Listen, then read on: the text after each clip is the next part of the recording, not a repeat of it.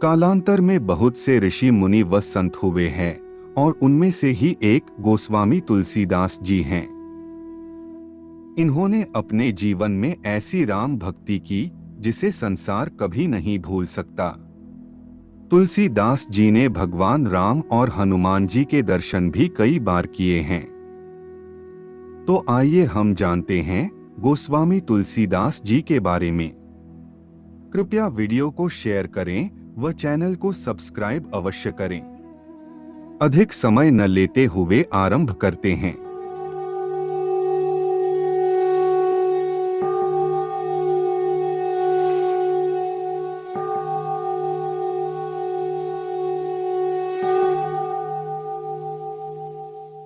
गोस्वामी तुलसीदास जी का नाम लेते ही भगवान श्री राम का स्वरूप सामने आता है। गोस्वामी श्री तुलसीदास जी का जन्म विक्रम संवत 1954 की श्रावण शुक्ल सप्तमी को बांदा जिले के राजापुर नामक गांव में हुआ था। इनके पिता का नाम श्री आत्माराम दुबे तथा माता का नाम हुलसी था। जन्म के समय ये रोए नहीं थे और इनके मुख से राम नाम का साफ उच्चारण हुआ था।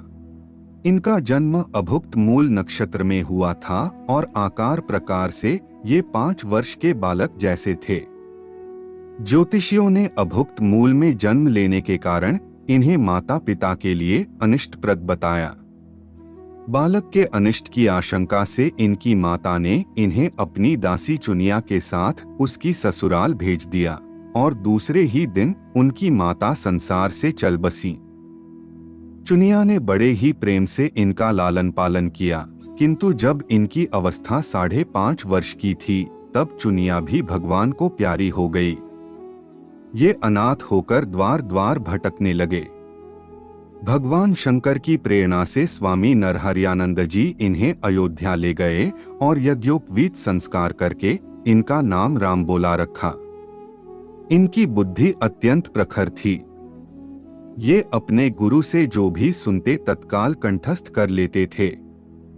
अयोध्या से अपने गुरु श्रीनर हरिदास जी के साथ ये सोरो आए, जहां गुरुमुख से इन्हें पवित्र राम कथा श्रवण करने का अवसर मिला। तदंतर काशी जाकर इन्होंने श्रीशेष सनातन जी से 15 वर्षों तक वेद शास्त्रों का गहन अध्ययन किया। गोस्वामी जी का विवाह भारद्वाज गोत्र की सुंदरी कन्या रत्नावली से हुआ था। एक दिन इनकी पत्नी अपने भाई के साथ अपने मायके चली गई। पत्नी में अत्यधिक आसक्ति के कारण ये भी उसके पीछे पीछे ससुराल पहुंच गए। इस पर इनकी पत्नी ने इन्हें धिक्कारते हुए कहा कि जितना प्रेम तुम मेरे हाड़ मांस के शरीर से करते हो, उसका आधा भी यदि भगवान से कर सको तो तुम्हारा कल्याण हो जाएगा। पत्नी की कटु किंतु सत्य बात ने इन्हें वैराग्य का पथ दिखाया।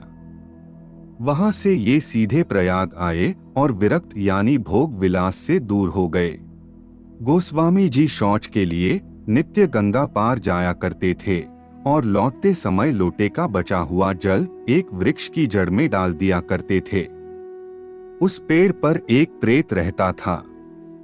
उसने गोस्वामी जी से संतुष्ट होकर वर मांगने के लिए कहा। उन्होंने प्रेत से भगवान श्री राम के दर्शन की लालसा प्रकट की। प्रेत ने इन्हें श्री हनुमान जी की उपासना करने की सलाह दी। फिर एक दिन एक सत्संग में इन्हें श्री हनुमान जी का साक्षात्कार हुआ। हनुमान जी से मिलकर तुलसीदास जी ने उनसे श्री रघुनाथ जी का दर्शन कराने की प्रार्थना की। हनुमान जी ने कहा, तुम्हें चित्रकूट में रघुनाथ जी के दर्शन होंगे। यह सुनकर तुलसीदास जी चित्रकूट की ओर चल पड़े।